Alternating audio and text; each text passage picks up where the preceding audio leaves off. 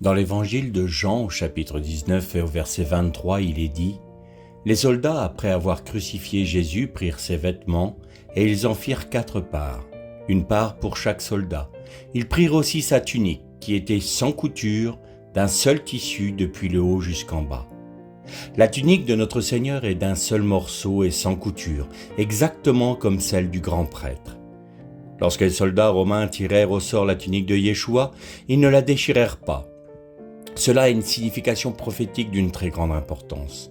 En effet, avant la venue du Messie, Israël était sous le sacerdoce d'Aaron. Un sacerdoce qui répondait au péché du veau d'or.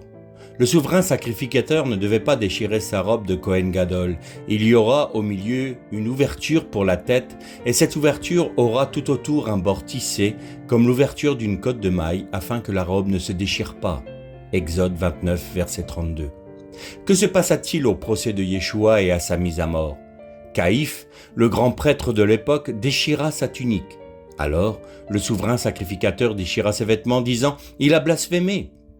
Qu'avons-nous encore besoin de témoins? Voici, venez d'entendre son blasphème. Nous trouvons ce texte dans Matthieu 26 au verset 65. Il déchira le sacerdoce d'Aaron. À ce moment précis, Israël et l'humanité entière passa du sacerdoce d'Aaron à celui de Melchitsédek en Yeshua.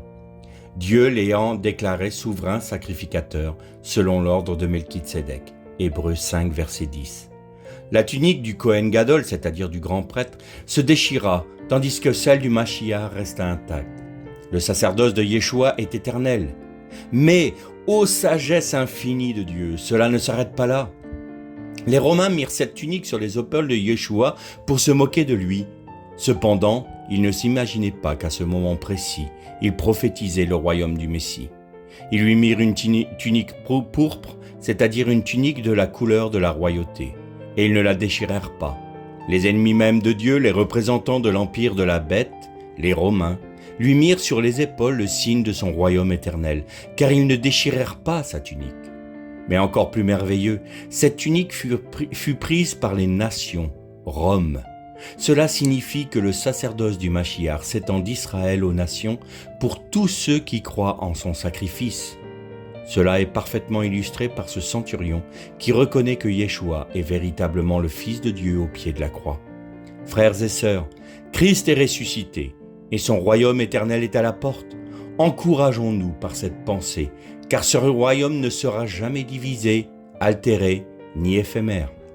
C'est un royaume d'éternité. Levons les yeux car ce Yeshua qui est monté aux cieux dans la nuée revient. Voilà notre espérance.